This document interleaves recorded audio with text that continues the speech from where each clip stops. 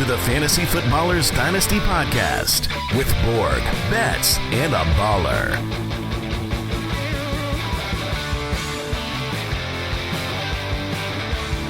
Welcome back, beautiful people.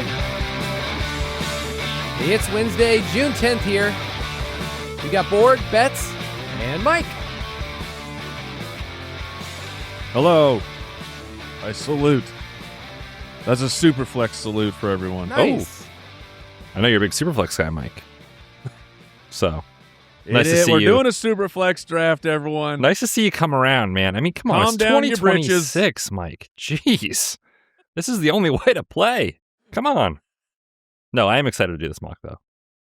I'm excited to do a mock because where we will be on the board is very different spots. And I know people's personalities. I've drafted with you guys. I'm in leagues with you guys. So like Betz, he likes to just go wide receivers just so he can have a really, really sexy starting lineup. I mean, I'm telling you, he's like, I want 5 wide receivers. But I feel like he's going to be tested. Like his cojones are going to be tested on this podcast. Kyle. Okay.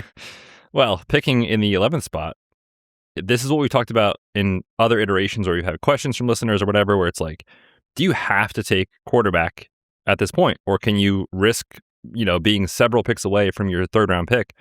And if the quarterback run happens, you're potentially screwed. So we'll see. Like Kyle said, my temptation is to always just hammer elite wide receivers in startup drafts. But obviously Superflex will change that equation potentially based off the board. I gave myself what I think is one of the harder spots because it's, to me, is right where the tier breaks of taking a top-tier elite quarterback or taking one of the wideouts. Yeah, Mike said. So we'll see. Stand by. I mean, he could take none. He could just say, I'm not doing any of it. It's just a mock. I don't care. It's a kicker premium league, Kyle. I don't know if you know about that. Oh, I know a lot about that. I know too much about that. I ended my kicking crusade. I held strong, man. I feel like for a while I really tried. And then I just said this isn't worth it. So we'll see. Yeah, we get a lot of requests from people to do different mocks. One of the ones that's always interesting to me is people want us to do an auction mock, which I'm in an auction league. It's one of my home leagues. The problem with that is like they call it a mocktion, Kyle. They do, but also like there's not real skin in the game. You want to do an auction with real, to handle with how real long dollars? an auction draft goes? Yes, to handle how long, but also like in a real draft, I'm be like, I'll just let this player go. Because in a mock, that's how it's going to go. So we do have tools in the Ultimate Draft Kit that if you want to see how people go in startup drafts, if you want to see how people go in your home leagues, you can find all of those. But like the best type of practice is just figuring out all the different scenarios. And so part of this episode is doing that for Superflex. And things change. Like whatever you're going to see in this mock, you're going to get into a real draft and things are going to change. And that's okay. We're trying to give you the tools, trying to give you everything you need. Mike, I know that all of our projections and stuff, they keep updating every single day. Yes, so like, they do. so like today, you're like, hey, Jacoby, he reported to work today. It changed nothing. Jacoby reported to work, guys, but is not practicing. Jacoby Brissett appears to be staging a hold-in. Yeah, I don't think he's doing a very good job, man. One of the teams in the NFC West just traded for the defensive player of the year. It may go down as the best pass rusher in history. The other team has Jacoby Brissett holding in for more money to be the starting quarterback. Man, Jacoby, he went rogue, man. Let all that success from the 0-8 run or whatever it was last year get to his head. It's like, you see what I did for Michael Wilson? You want more of that? I wish I could give credit. I don't know who the tweet was from, but somebody tweeted like, "Is this the worst player ever?" And no disrespect to Jacoby, like fine backup career, like the man has made tons of money, good Right. for him. But like, is this the worst skill player ever to hold out? Yes, And it might be. It certainly is, but I do have it on good authority. They had a meeting and they were like, Jacoby, what on earth makes you think that we are going to give you more money? And then he just holds up a photo of Carson Beck. And they're like, ooh, that's a strong point, Mr. Brissett. You make a strong point. So they're thinking about it. That's his leverage right now. Because right now it Yes. is, I'm showing up to work and not doing anything, which I was joking earlier. Like, imagine doing that in any other job setting. Like, hey, by the way, I'm here, but I'm not going to do anything. I'm going to tell my boss. You got those reports ready for me? No. It Not doing is it. a very funny thing of it's the market. You got to, if you're in it, get paid what you're worth. I understand that, but it's just for the outsiders when he's like, hey, $5 million for this year is not enough. Not good enough for Jacoby Brissett. You're like, what? Yes, it is. Yes, it definitely is. Go play. Yeah, get out there. Go play. But Come on, Jacoby. We need you. all our rankings, all the projections, you find them ultimatedraftkit.com. Let's jump into it. The Fantasy Footballers Mock Draft. This is a Superflex startup draft, so we will be starting a quarterback in a Superflex spot, 2 running backs, 2 wide receivers, 2 flex, tight end, and then we'll see how many bench spots we get to in this draft. I'm sorry if you don't want to stick around to see our 25th round pick. I wouldn't, because those guys aren't going to be on the roster. I won't be here for that either. Okay, cool. I'm glad that we're agreed on that. I will be drafting from the 2 spot, Mike at the 5, Betz at the 11. I know for some people, they like 3rd round reversals, all that stuff. It's just a regular snake draft. And in Superflex, I think we all expected it. Josh Allen goes 101. That's who I would have taken at the 101. And I'm actually only considering 2 players. For me, it's either Drake May, who would be our second-ranked quarterback we have in the UDK+, or it's Jamar Chase. Would you guys say those are the 2? Oh, no. I look, as much crap as I give the Superflex people, like I said, there are 5 quarterbacks that I am open to drafting before taking Jamar. Okay. Drake May is in strong contention here for me, but the other pick would be Jamar Chase's companion on the field. I still have Joe Burrow ranked very high.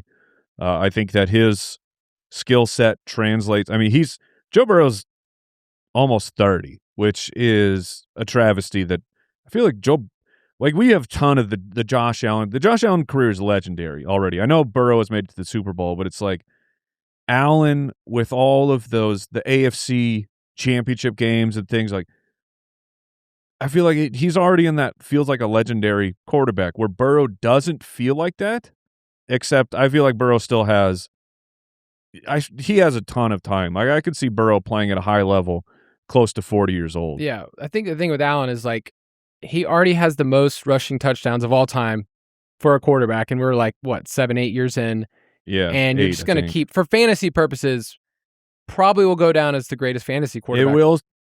Yeah, the rushing touchdown, the rushing stuff will slow down. Like he's at about, or he's hitting right around that window where you go, the legendary mobile quarterbacks have to start changing their game. But he is also different as he remains an absolute unit, so he can keep running dudes over. All right, so I took May at 102, and then it was Jamar Chase and Bijan Robinson at 103 and 104, and Mike is on team the 3 and 4. They don't care about your Superflex. What are you thinking here, Well, then Mike? that makes it easier for me. I'm going to take Joe Burrow. Okay. I thought I was going to have a tough decision, but I do not. To me, I probably would have taken Daniels over Burrow just because I want a little bit of the I get it. The facts, though, and I know Burrow's injury history is legendary. It's like, I believe in Jaden. You know, I'm not saying anything bad of him. He's my number 4 pick in a startup for Superflex. I know without a shadow of a doubt that Joe Burrow is an elite quarterback. Are we 100% confident that Jaden is that dude? If you wanted to just be the tiebreaker of which team do I think has a better environment for scoring right now, I think you can argue Burrow and just go with the weapons, because we still have to figure out what is Washington, and then what is Washington 2 years from now with Terry McLaurin, where he's at. So I don't mind that at all. Mike took Burrow at 105, then Gibbs, JSN, Daniels went off the board at 108, then Puka at 109, and Brock Bowers at 110. So at the 11th If you have spot, any problems with this, guys, you take it up with Sleeper's draft AI. yeah, this is not us. Okay. We would take all the quarterbacks. Every single one from 1 to 32, and then we would take players after that. At the 11th spot, it's kind of nice being close to the turn here because I'm looking at basically wide receiver for me and quarterback. And I'm looking at like, what are the wide receivers available? It's like, Amon-Ra, Malik Neighbors, Justin Jefferson, CD, Drake London, like a pretty big tier of guys I feel really good about. At quarterback, same thing. Like maybe you say Lamar is above these guys, but I'd be cool with Lamar as my quarterback 1, Caleb Williams, Justin Herbert, Jalen Hurts. I'm going to take the wide receiver and see what quarterback falls to me here. I don't know that I would do this if I was at a different slot in the draft, but because I'm at the turn here and I can just come right back and grab a quarterback, I feel pretty good about that. So I'll take Amon-Ra. Really? You're going to risk Lamar, huh? Ha-ha. He came back. It worked. What is? I mean, I don't know. I don't know if this would actually happen in a Superflex. There's no way. But that's fine. Draft. We're going to keep going. But for the screenshot equity, I mean, this is going to hit. Come on. Like Lamar in the second in a Superflex. At the 11th pick, getting Amon-Ra and then Lamar Jackson is pretty ridiculous. So it's interesting when you have people that all, listen to the same podcast or look at the same rankings or talk about this all the time. There is a tendency to want to zig while other people are zagging. Then everybody ends up like zigging together. And so you look up in certain drafts where it's like, oh, everybody went, no one zagged? Yeah, no one did. Everyone ended up at like the same place of taking wide receivers. So like team 12, start off with Neighbors and Jefferson. That can work. And also, if you started that in a 1 quarterback league, you're like, my team rocks. My team's awesome. So I think it can work, but Betz, you started Amon-Ra and Lamar Jackson, and then the rest of the second round with Achane, Caleb Williams, who is the 6th quarterback off the board. I want to pause there real quick. Do you feel like do you have him there, Mike? I don't. I mean, I don't have him that far off. I still hold on tight to sweet Patrick Mahomes of what he could. The issue with Patrick Mahomes is the greatness is still there. He's 30. He'll be turning 31 this year. Like if they can retool some things. I feel like we talk about this on the main show, just of like Tom Brady, the GOAT, had down years for fantasy football. They retool the team and then you're like, or even the end of Tom Brady's career, he changes teams. He goes to Bruce Arians, who has the high flying system. They have the players to do it, and Tom Brady's putting up crazy stats. Like Mahomes could easily, in my opinion, bounce back to where just at any moment next year we're like, oh my gosh, how stupid are we all for not remaining strong on Patrick Mahomes? So I still have him up there. Like I have Dart 1 quarterback spot ahead of Caleb, although that feels dangerous. Just of what Dart gives you on the ground, I think I'd take the chance on him over Caleb. And it's not just you, Mike. I mean, Andy and Jason both have Caleb behind Herbert, behind Jackson Dart. So it's a consensus thing. Yeah, he doesn't feel like a QB1 to me. He feels like a high upside, low end guy that I hope can become this every single season. When the ride's kind of been up and down the last 2 years, really, just up and down, up and down. So I don't know if I feel like super comfortable with him as my quarterback 1, but after that was Jeremiah Love, Trey McBride, and Ashton Genty, and then Mike is on the clock at 2:08. So Jackson Dart is there, Hurts, Herbert.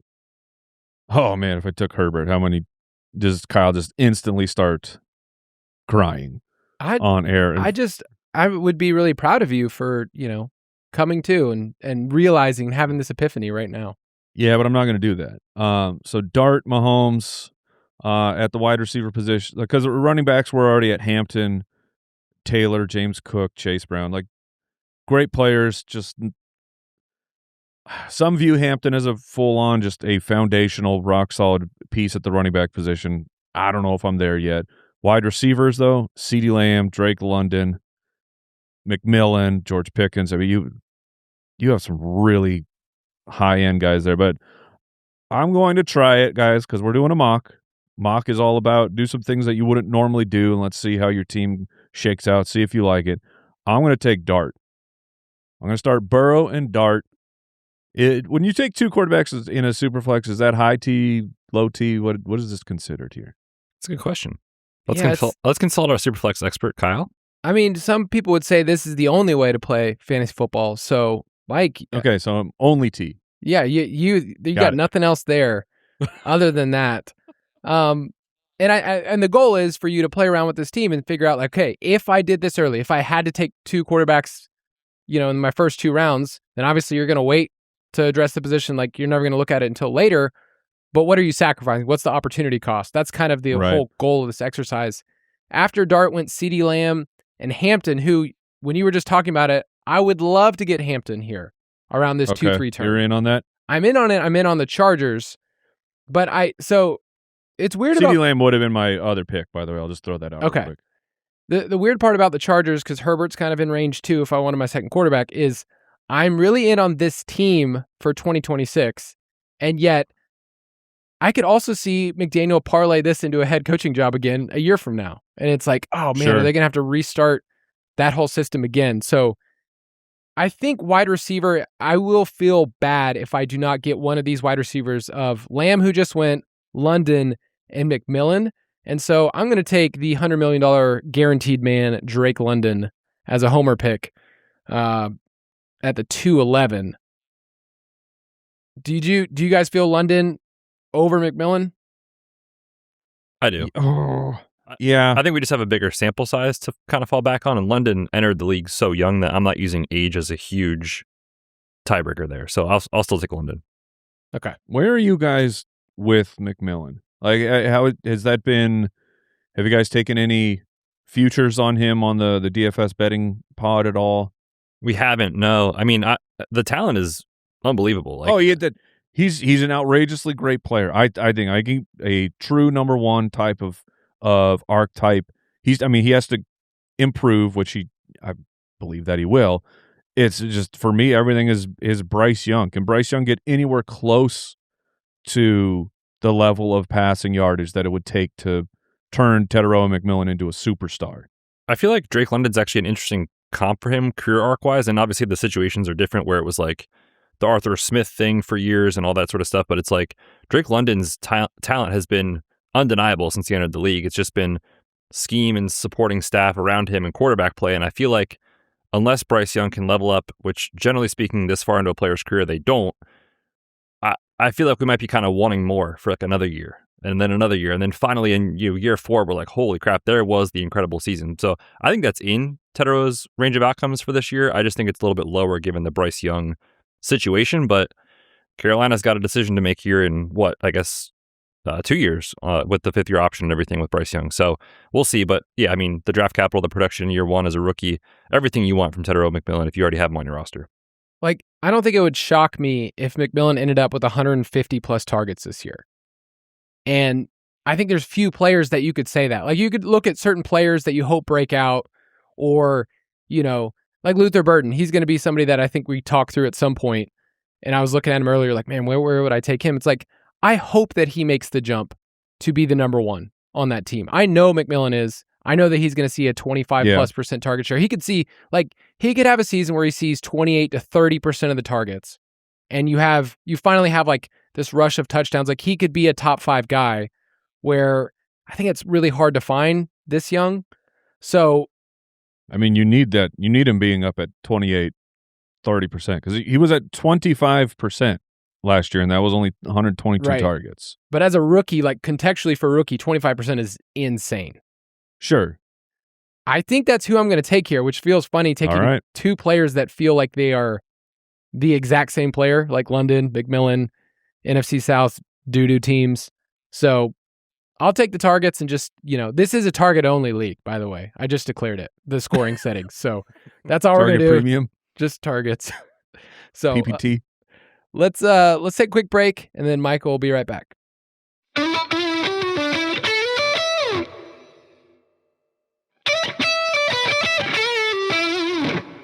I did fail to mention that Colston Loveland did go at the 2-3 turn. I knew he was going to be somewhere on the board. You're bummed you couldn't get him. I know, Kyle. I know.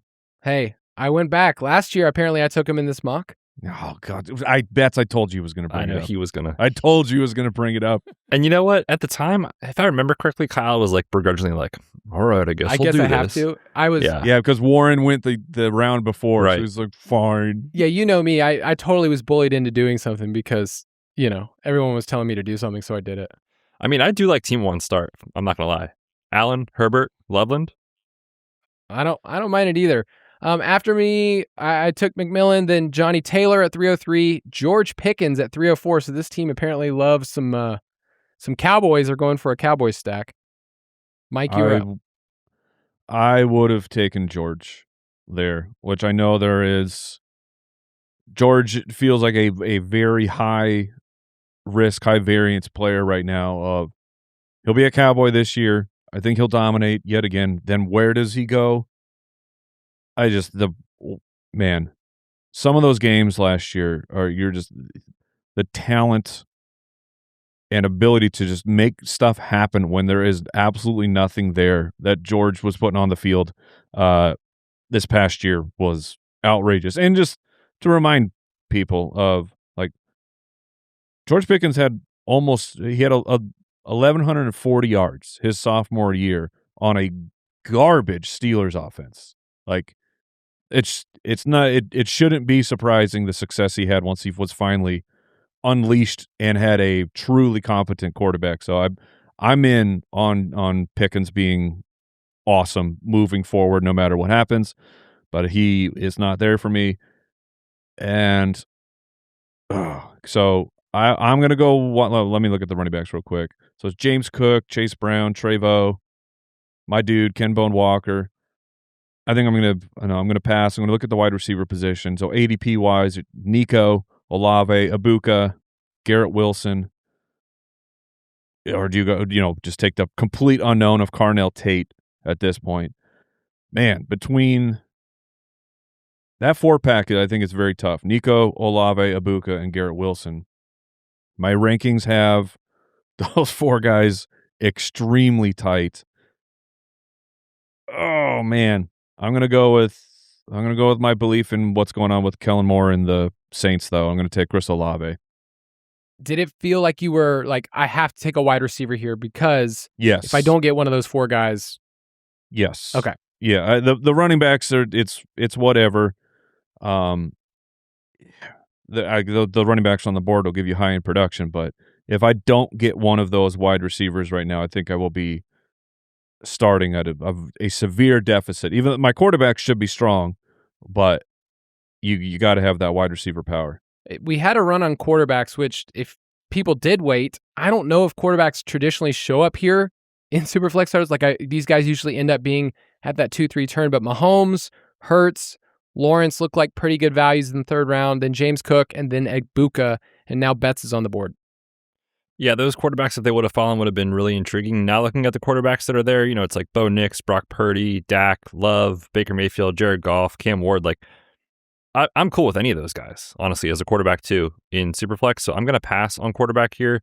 And knowing the rhythm of the draft, the way that Sleeper is handling this does feel a little funky, but it generally in a Superflex, this is where it slows down a bit right around now. So I feel like if you go in on the quarterback, you're going to be you're going to be bidding against yourself. Correct. Almost. I agree. And so for me, I like to keep going back to wide receiver. There are running backs that I'm intrigued by, but full PPR, this is, Kyle, I don't know if you told the people. Every round we add something new in the scoring. Full point per target and reception. So if you get a target and catch it, 2 points. I'm going to go with Garrett Wilson. I debated All right. Nico. The age difference here for me is enough to kind of sway it towards Garrett Wilson. So I will take him here at the 311. Would you have taken Ibuka over him? It's a good question. Probably. Okay. Yeah, it's close. It's close with age. Then Warren and Bo Nix went at the top of the 4th round. We did talk like last week about Purdy and Nix and this range of guys that end up in the 3rd, 4th round. I feel like if you wait on quarterback, it's like a nice little consolation prize. So 402 is Betz again. Yeah, I mentioned Nico in the last pick. I'm just going to take him here in the 4th round and go right back to the wide receiver position. I still believe Nico is one of those guys that can have one of those unreal seasons, but we need Stroud to recapture something close to rookie year. But the talent is there. I do think he deserves to fall a little in drafts just because of not that he's out of his prime or anything, but the age is definitely different than somebody like Ibuka, Garrett Wilson. Stroud is a player that we all universally loved. And then after the first year, we're like, oh my gosh, the film, it matched what we think. And then the second year, we're like, well, they'll just get a new OC and Bobby Sloak will be out of there. And last year, I was like, I don't have any more excuses. I don't have anything left. It was just sad. So after that went Brock Purdy, Trayvon Henderson, Ladd McConkey, Dak Prescott, and Chase Brown went right before you, Mike. Oh man, Team 6 is. They will not have any problems at an old age due to high levels of testosterone. Okay, so let me peek at the running backs again. Oh, Ken Walker. I saw him. You have to do it. Come on, Mike. I don't know. There is, Let me. I'll at least other talk crappier running backs available. So Brees is still there. Man, the question marks of Bucky. What? I do not know what to do with Bucky Irving. Wide receiver wise, Tate's still there. How are you guys feeling about Rashee Rice? Terrified. In a dynasty. Terrified. I have never, ever been in on Rashee Rice. Let it be clear. Kyle is literally smiling right now. No, I'm not. I have not seen Kyle this happy since he found out Christian Watson has less guaranteed money than Khalil Shakir, which was about a few hours ago. Kyle has been talking so much about Rashee Rice. He's not even that good. He just gets scam targets, yada, yada. And he might be right, but the fantasy points have been so good. But I am finally with Kyle that, like, man, the off-the-field stuff, and we talked about this last week a little bit, like players that are as productive as Rashee Rice has been in the league so far, at this point, before they're entering their final year of the rookie deal, like they're in contract talks. And the Chiefs have already said, not a chance. We're not doing that right now. You're going to play this season and then we'll figure it out. So one more stupid off the field thing or one more injury, and it's like, man, I don't know how good Rashee Rice is when he's not on the Chiefs. So I'm absolutely terrified in Dynasty. Yeah, in this league, if you get off the field stuff, you're out of the league. So that's one of the rules. So oh man, adjust the ranks. Kyle, it's just terrifying to draft him in a startup. That's really the point. I was just terrified. You're a sicko, Kyle. My boy Luther Burden is there. Jordan Tyson, but I'm not going all in on the Saints here. There is a wide receiver. I'm going to punt. I'm going to take Kenbone Walker here, ladies and gentlemen, for the brand, and hope that a particular wide receiver makes his way back to me. Interesting. Yeah, there's a lot of young wide receivers that in a startup, I'm like, am I just taking this player because they're young and I have not seen him on the field? But then I look at the draft capital of all the guys available, Tate, Odunze, Tyson, Burden, like all of these guys, it's like, okay, they're tied to this team. They're going to be good, or at least stick around for a little bit. Running back is where it gets thin. I hoped that either Walker or Hall would fall to me, and neither did. Okay. So we stole your cookie. You did. And then I look at team one next to me that does not have a running back and ask, are they going to also take the cookie that I need? I don't want to be backed into a corner. I'm not going to be bullied in a Superflex mock draft in June. No, sirree. That's not going to happen. No, Kyle will draft the worst team just to declare he has not been bullied. Oh, man. He will own himself. I'm not looking at tight end because all 4 tight ends are off the board, so I'm going to kind of wait on that. That position's gone. At quarterback, I know this team already has 2, and everyone kind of feels like they're in the same tier. So it really comes down to, do I want to take one of the veterans and try to win now with a CMC or Saquon? Or do I want to just keep building my wide receiver depth? Because I like Tate and I like Tyson. So I'm just going to take Tate here and see what this other team does. Okay. Wow. Oh, team one. Oh. They believe. They believe. Jay Grizz? Oh, man. All the Bears. Loveland. Dude, it is. Odunze. Jay Grizz is Burden. is round 6, he's taking Swift.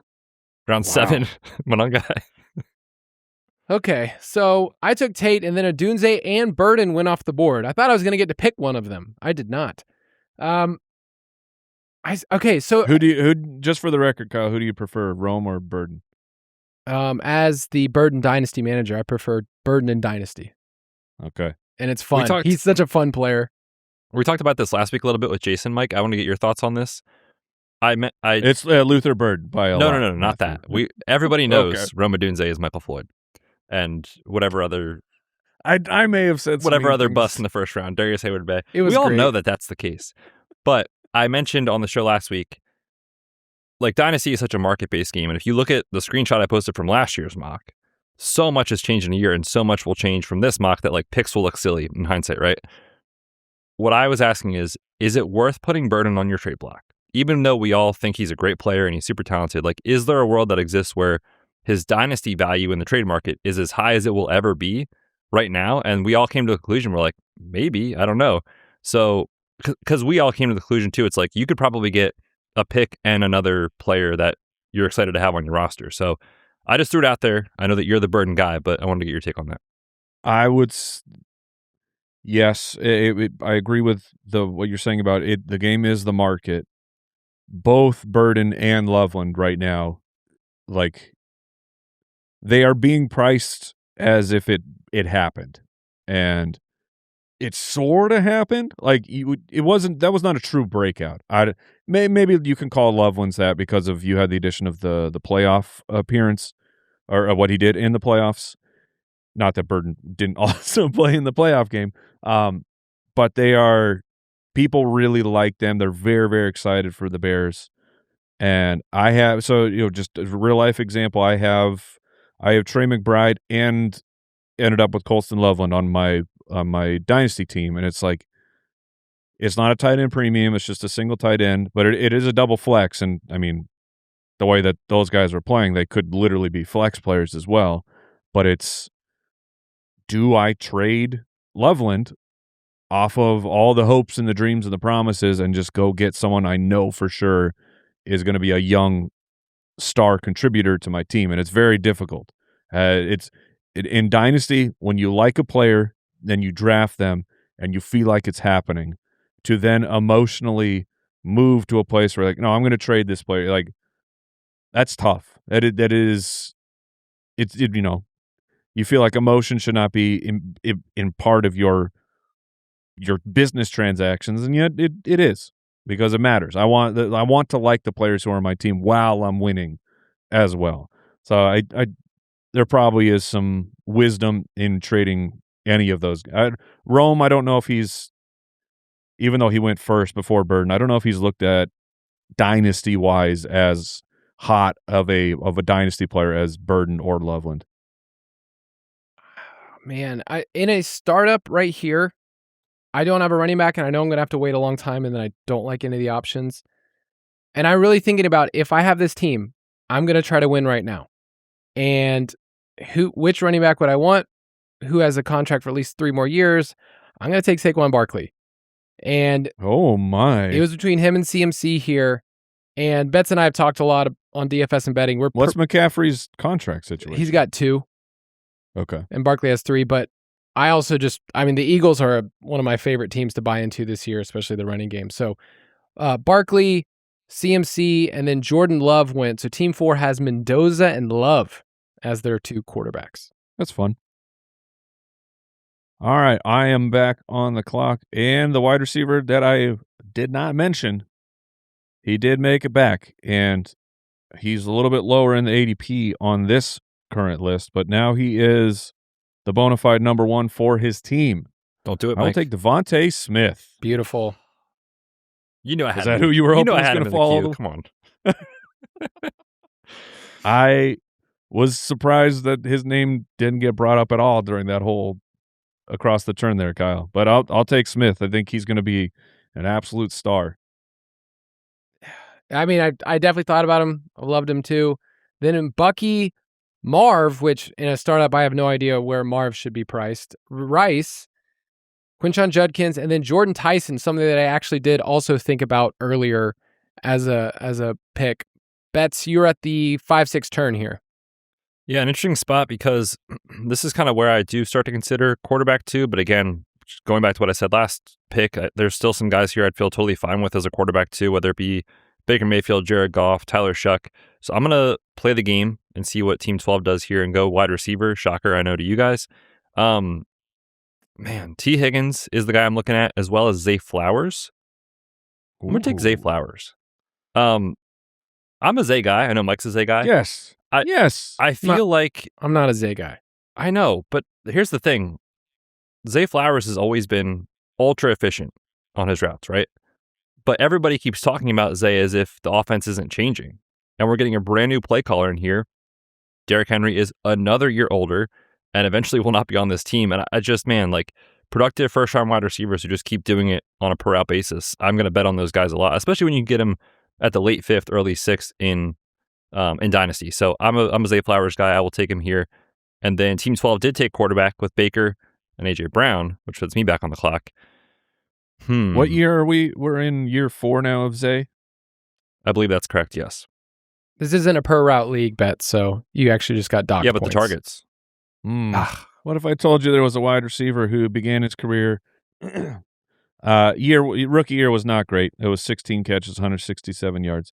Year 2, 1,100 yards, but only 2 touchdowns. The breakout, we're like, oh, we're interested. Year 3, and a little bit of injury, we're only at 800 yards and 5 touchdowns. And then becomes Antonio Brown, Kyle. I'm not into Antonio Brown. You heard it here, guys. Like, imagine saying that about Antonio Brown year 3. I'm not into this guy. Zay Flowers is good at football. Preach, Mike. No. He Preach. is Zay Antonio Brown. Zay Flowers is great at football, and he has a multiple MVP quarterback. I like the stack. To feel like we haven't stack. seen the best that Zay Flowers has to offer. I think that is being short-sighted. Agreed. I'm going to keep riding dirty at quarterback and just see what happens in this mock. And I mentioned T. Higgins the last pick. I'm going right back. No! Going right back to the well at wide receiver. I will trade you Devontae Smith for T. Higgins. Throw a first in there for 2027 and we can get this deal done, Mike. Oh, man. I was dang it.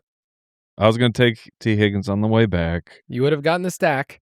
Yeah, I would have. Javonte Williams, Jared Goff, Harold Fannin Jr., next tight end off the board in the 6th round, Jamison Williams, and then Cam Ward, who I did hope maybe would make it back to me to get a Titan stack. So, Mike. All right. I'm just going to peek over here at the tight end position. Let's just see, because Fannin went. So Tucker Kraft is there, who I do believe in. Tucker Kraft is he could enter the category of superstar. Could. It felt like it was happening. Then we had the knee injury. I don't know that was enough to say it's for sure going to happen, but he's one of those players that could, where it's like Laporta, great player. I don't think we're ever going to be superstardom. Right after him is Kyle Pitts. We're at a point now where the tight ends are. Do you see? Oh, good Lord, I'm scrolling down. Do you see anyone who could? You look at that and you feel like I can see the path. I know what the story is on how he becomes actually a legitimate superstar. And no, I just talked myself into Tucker Kraft, guys. Team makeup wise, I'm going to do it. Okay, so that was basically you looking at the options saying, if somebody else takes him, then I hate everybody else for the next 4 or 5 rounds. Much longer than 4 or 5 rounds. Okay, I get it. I'm looking at the list right now too. Tight ends available is like Pitts. I'm sure my overall rankings would not have me do that, but because of the team makeup and the way that the draft is falling, I got to be smart and navigate it. Yeah, Betz, how do you feel about the tight ends on the board? Laporta just went at 6'10". In general, in startups, I'm actually a huge fan of grabbing one of the elite options, which we're at the point now where we're not in that conversation. So just like the long-term advantage you have at that position in Dynasty to me is so valuable. But again, like Kraft, Laporta, it's kind of fringe for me. And generally speaking, I don't gravitate to those guys. But at the same time, like Mike said, this is a bit of a tier break, and it does start to get a little nasty where you either talk yourself into like a young, hopeful guy that like we've seen glimpses of, whether that be like, Gadsden or Kincaid or somebody like that, or like the old proven guys like Andrews and Kelsey, which you're only getting for a year or two of production. So I'm with Mike. This is kind of the last spot. Otherwise, I'm punting away. Running backs is interesting to me because you have some names that don't feel really sexy to pick in a startup draft because you look at their ages and you go, man, do I really want to take a 27-year-old running back? The Josh Jacobs or Kyron Williams. But I do feel like there is one guy who just got a contract that I'm just excited about the offense. So I'm going to take Travis Etienne Jr. here. With Olave, it was like, do I really want to have two of my premier guys on the Saints? It could work out, but I passed. Yeah, I feel like, so I've got Drake May at quarterback. I've gotten 3 wide receivers that I feel really good building around London, McMillan, and Tate that I think can all be, 130, 140 target guys.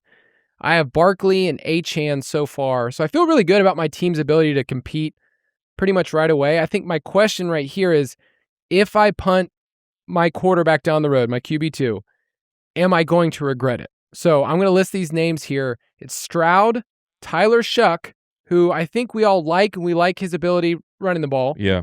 Sam Darnold, Kyler is enticing to me. I know there's people out there that think that's crazy, but Kyler is still enticing. And then the question for Kyler is, let's say, am I enticing to him? Is that the question? No. No, because I know what the answer is. Okay. It's not. No, it's the reclamation project with the Minnesota Vikings. Does that turn into a long-term deal with Minnesota? Or does Kyler then be like, cool, thanks, I'm going to go hit the market? And I mean, he can be, I don't know if he can be franchised or not, because I don't know what the whole contract, because he's like sort of on the Arizona contract, but you know what I mean? So I don't know the exact details of that, but is he one and done with Minnesota, or does he succeed with Minnesota and then he's their long-term solution? Because if he goes and succeeds and leaves, good luck. Yeah. You know what I mean? Because like part Kyler, of it is Kevin O'Connell, the play caller. That's like what we love. That's why I'm interested in Kyler this year, is because of the system, and he can be good in that system. But if he does that and then just goes and gets a huge bag of money from a different team, then I will probably be out. And that would be pretty devastating to just have a 1-year rental quarterback in the 7th round. The way I'm thinking about Kyler personally, if you think about what's happening in next year's draft, which everybody's already talking about the quarterback class, right? The teams at the top are going to be so excited to stick and pick wherever they are in the top 5, or there will be teams probably in that like 5 to 10-ish range that want to move up and take a quarterback in next year's class from a rookie standpoint. If Kyler plays well this year, the Vikings will not be anywhere close enough to take one of those top-tier prospects next year. They could take somebody on day 2 or whatever, but to me, it's like, man, if Kyler plays well, the Vikings are out of range. You might as well just pay Kyler at that point, because the options in the free agency market are not going to be strong. So I'm almost treating this year like a free roll for Kyler. Like, if he fails, and it's probably, over for a long-term success in the league. If he has success with his team, I think they re-sign him. So that's how I'm treating him personally. I took Shuck. Kellen Moore is one of the few play callers that I just like, I trust you. I trust your pace up. That's who I would have taken if I were you. Okay. And then there's a lot of interesting receivers in this range. Mekhi Lemon went right after me. Cam Scadaboo is another running back that I consider. Scadaboo was who I was hoping would drop. All right. Who are you going to take at 705? Well, it was going to be Cam Scadaboo. Let me look at the running back position. ADP-wise, it's Jadarian Price, RJ Harvey, Henry, Tootin.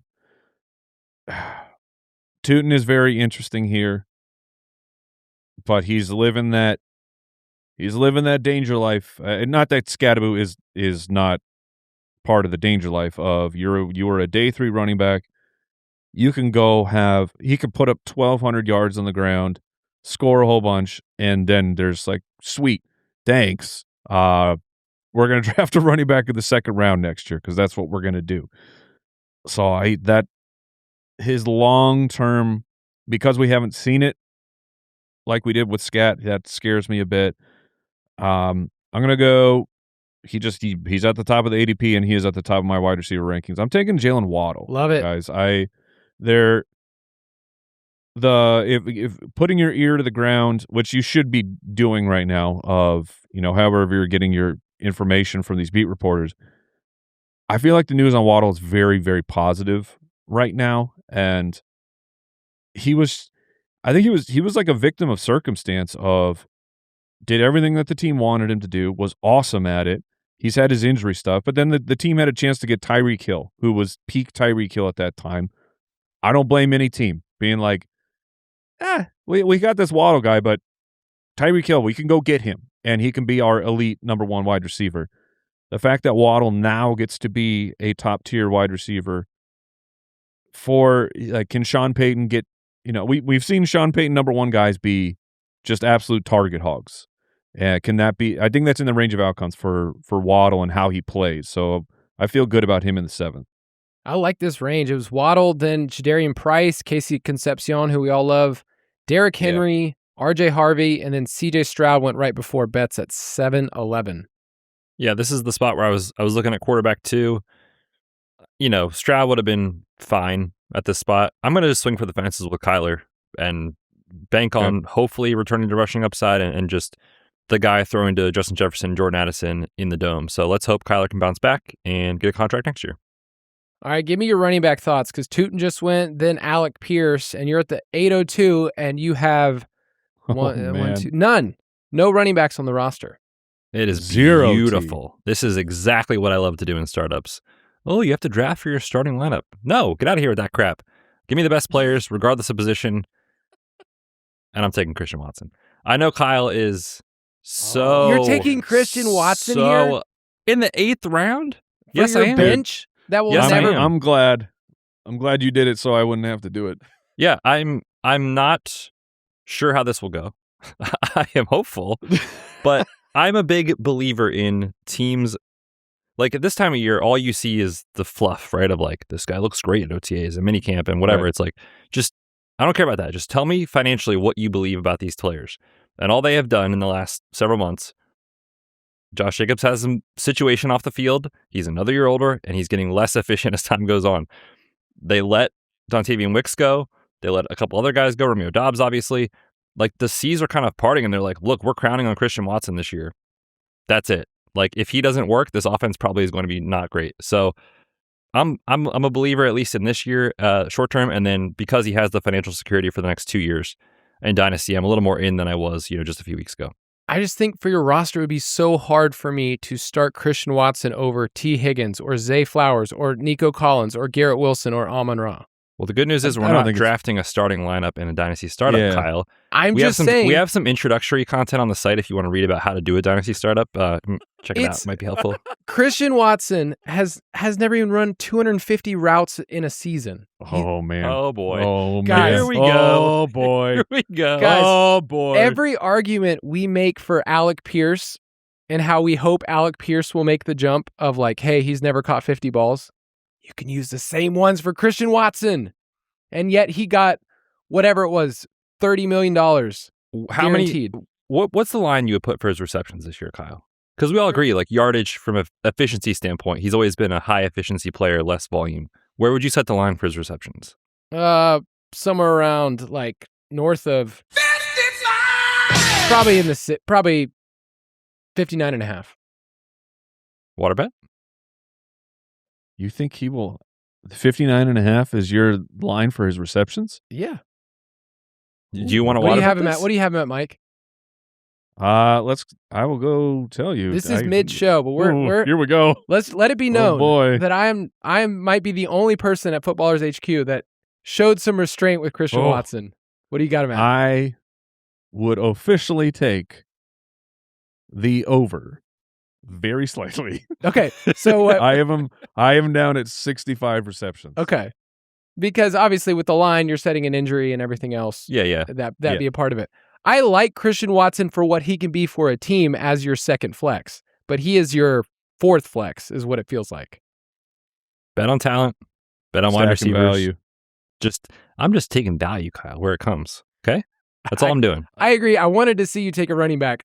Would you have taken Tootin if he would have fallen there? I would have taken Tootin. Okay, yes. That's what I thought. DeAndre Swift also went. Somebody Mike could not draft, but he would want to draft. And then Gadsden, DJ Moore, Kyle Monungai, who we talked about last week as like no man's land in startups, Kyle Pitts, and then Mike is on the board at 808. We have entered a zone where the players on the board are not like I'm not jumping out the seat here to go hit the draft picks. I would say at this point in where we are in the draft, I don't hate the idea of taking a third quarterback here. Like there's still a decent amount of good starting options, but in the Superflex, you're going to want to have at least the 3 starters so you can mix and match, play your matchups, and also cover your bye weeks. So that would be like Darnold, take the upside shot on Malik Willis, Daniel Jones. Oh man, it's thinner than I thought. No, it's not good because we're running into, because we still have ADP names like Ty Simpson's here, Tua's here. Who do you get? Who's starting for your Falcons, Kyle? I would say week 1 it's Tua in my opinion.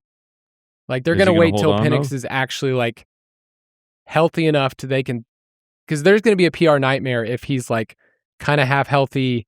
They throw him out there, and then it's gonna be Tua, and then if Tua starts off poorly, they'll go back and forth. It could only be bad, by the way. Okay, running backs, the David Montgomery rental. Maybe he's got 2 or 3. Maybe he's going to get the ball a ton in Houston. That is for sure. Charbs, Warren.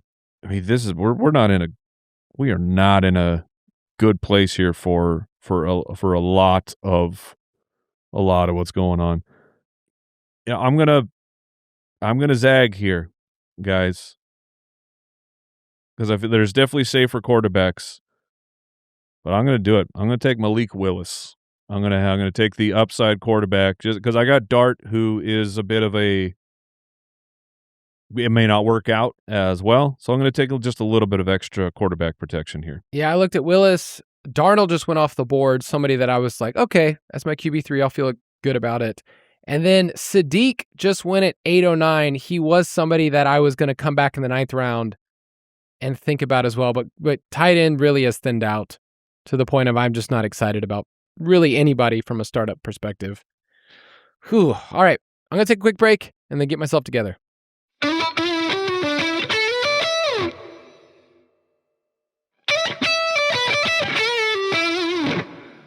Yeah, I feel like we gotten to the point of a startup where you can draft some running backs to fill a need, but I don't really feel excited about anybody. At quarterback, most of every team has at least 2 quarterbacks, and there's some that are starting to draft their 3rd. I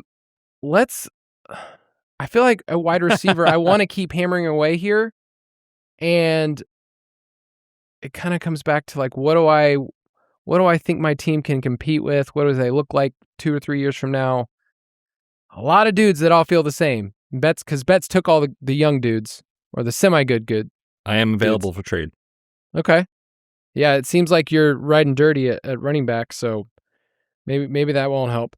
All right, I'm going to take a wide receiver here that I feel good for at least the next 2 to 3 years. I'm going to take Terry McLaurin. And then come back around and just swing for the fences at running back and take Jonathan Brooks, who in a startup goes much lower. I bet over the summer his ADP continues to rise. So for my team, I don't need him to be much more, and I think he can also ascend in value, where the other running backs sitting here all feel like committee backs or I have to get an injury ahead. I think he's one of the few guys here that could win the job and then have it for multiple years, considering he's only 22. You could have a stud, or you could have... Oh, for sure. You could have a player who doesn't ever play for you. I just hate Blake Corum and Jonah Coleman and Woody Marks more. So, Mike. Man. So looking at Jaylen Warren is in strong consideration here for me.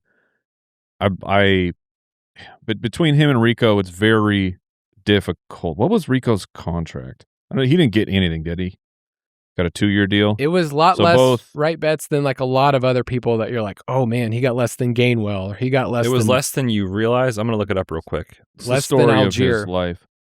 But so Jalen Warren, both of them are under contract for 2 years. 2 years, $12.5 million. $5 million guaranteed. And Jalen Warren is sitting at, but Jalen Warren has like 12 million guaranteed as well, if I'm reading this correct. Let me just peek at the wide, because I only have Ken Walker right now. Matt Betz, you really have no running backs. That's wild. And yet I love your team. Dude, I may not your win bench this year. points. That's fine. He's going for the Your clicks. bench points are going to be crazy. Okay, running back wise, Charbs, Warren, Hubbard, Algier, Corum.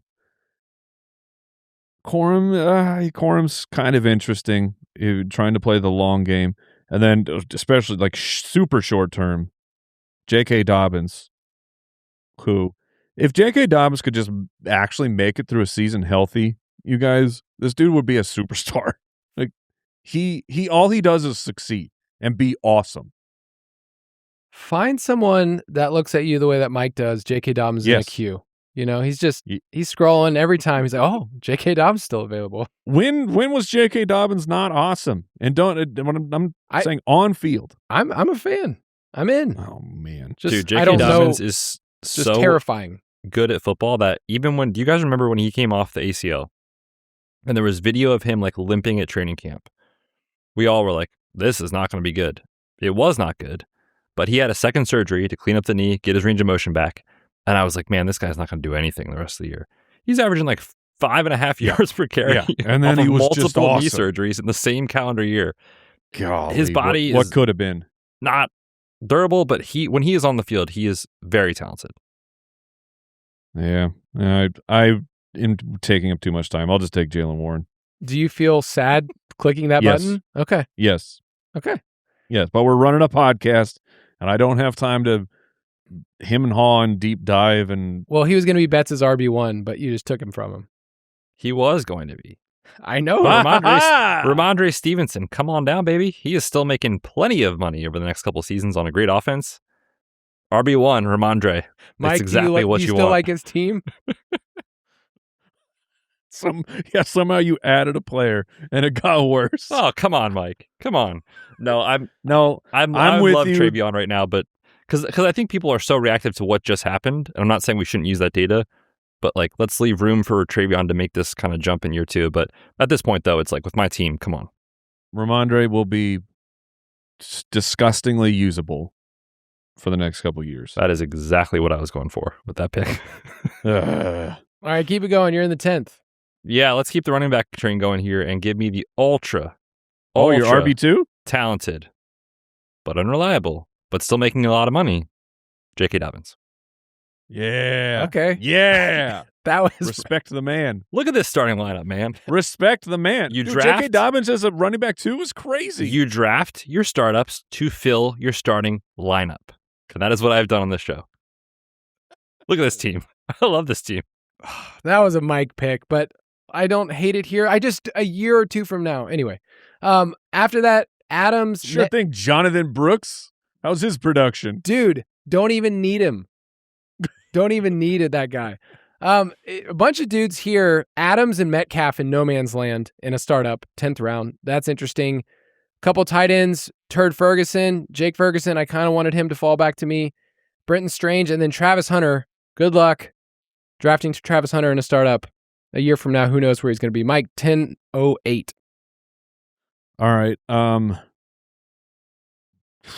It's getting pretty bleak here.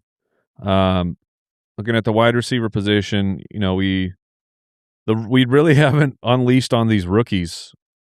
You know, Denzel Boston's there, Jeremy Bernard, Surratt. Antonio Williams. That's interesting. But then there's Jaden Higgins right here.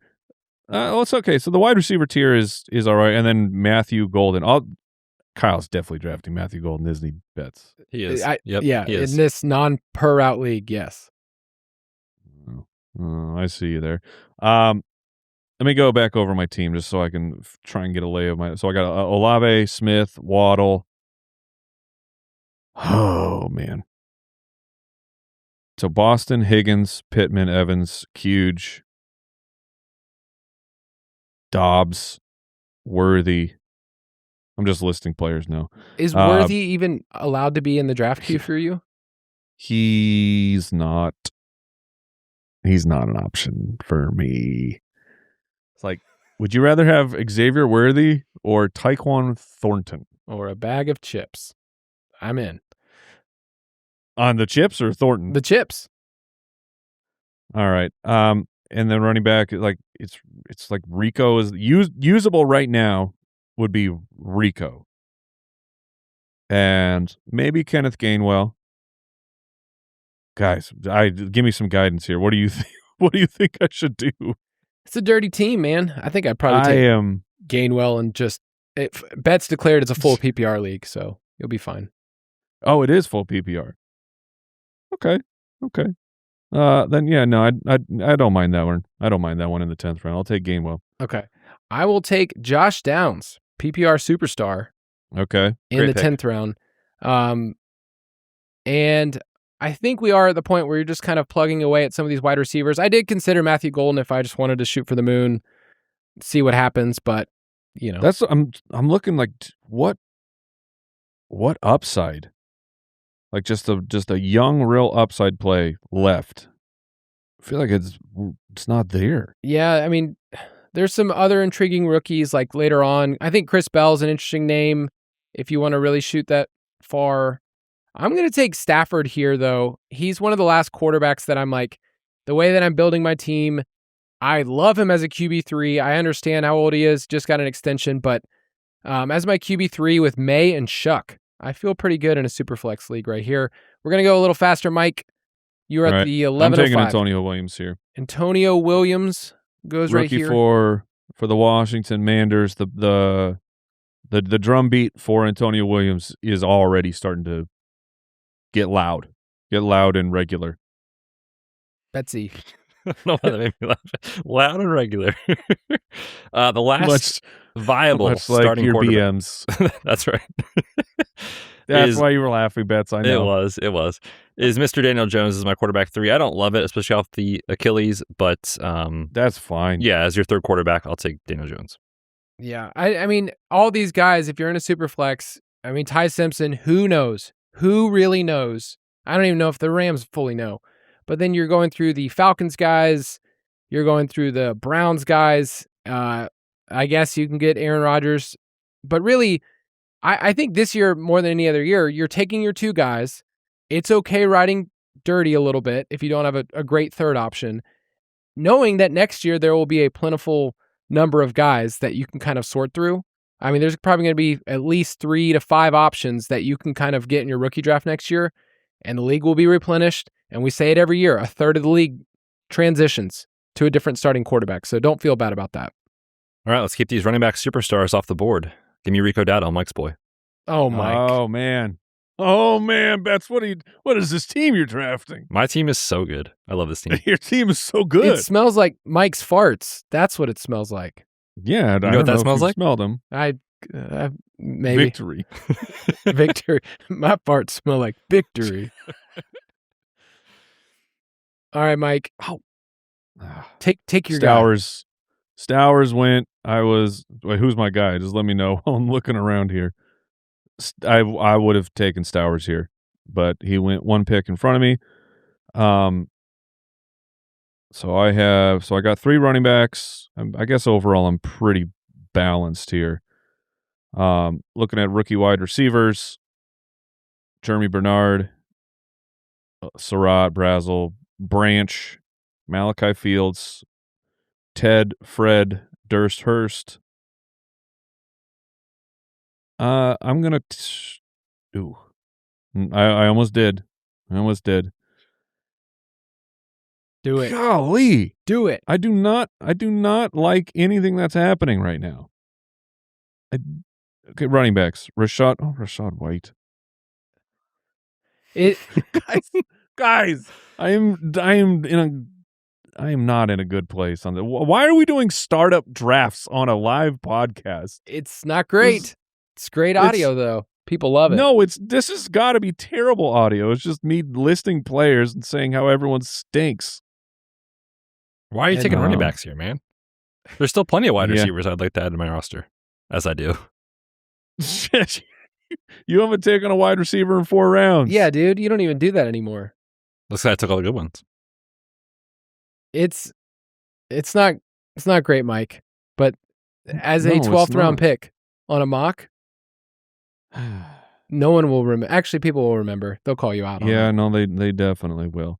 All right, one real quick. Oh, wait. Oh, Coleman went? Come on. Okay, then let's take we're going to take Mike Washington. Just for the heck? Just to feel something? Feel alive? Yeah, I really thought about Jalen Coker, who went right after me, but it's like I feel like at the point of what my team is, I have to start getting young players who things could break right for them. Yeah. So I realized with my team, I kept punting the tight end position, and I was hoping that Sadiq fell to me. He didn't. I was hoping that Stowers fell to me. He didn't either. So then I'm looking for somebody that has a contract that I feel good about for a while, that's young-ish, and that has yak ability. And there's only one man for the job. And I mean, it's Chigakonkwo, which really means I'm going to probably double tap the position. I really wanted to bring up the point, though, that for some reason, Sleeper ADP, the top tight end available was Mason Taylor. And I couldn't fathom, there must be something broken. Somebody's not doing their job at Sleeper because that guy's at the top. And I don't understand it. I'm going to take Mark Andrews, so I double tap the tight end position, Okonkwo and Mark Andrews. Like the Jets saw Mason Taylor last year, and they're like, what should we do about this? We should probably draft his replacement in the first round. All right, well, let's do these final 2 picks here, 13 and 14, and then we'll recap our teams. And then also, Mike, you can kind of just share, like, at this point in your draft, man, I wish I would have done this, or I need to fill out this position more. I wish at about pick 6 we would have just stopped. Just logged out. Stopped and let my team be. We talked about him recently on the he's not. Rachaad White has no upside, guys. He just has value. Like he's usable. Feels like a usable running back. I'm not going to take him though. Okay, I'm going to take a young player. I like Fields with, that's what I'm going to do. I'm going to take the future stack of the New York Giants. Malachi Fields to pair with my Jackson Dart. Okay. We're so back. We are so back, guys. I'm on board now. Man, just the value pick here, I have to take this guy. I have to take Ty Simpson in the 13th round of a Superflex. I just have to. Do you? Stash him on the bench. Yeah, I'm not drafting my starting lineup. Give me a guy that might be the future Rams guy, might also not be. For your 2029 team, it's going to kill it. It's going to be killing. But I don't need him, Kyle, because I got Kyler, I got Lamar. I mean, come on, I got Daniel Jones. This is the point, though, where I do need to consider a tight end. And I feel like, you could take any of these boring veterans that are all kind of the same guy.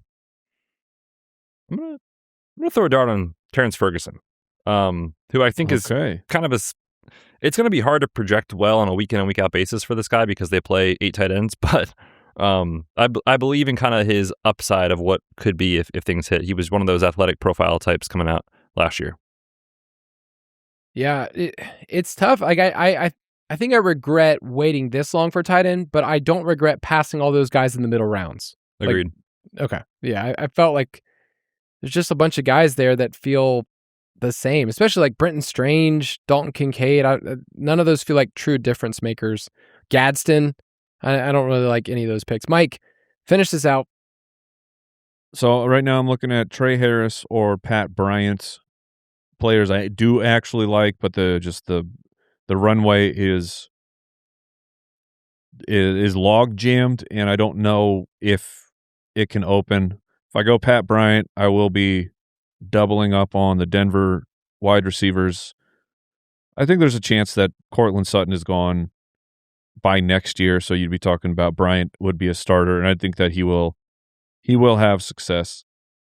It comes down to Quentin Johnston. What year are we of Quentin Johnston? We are in year.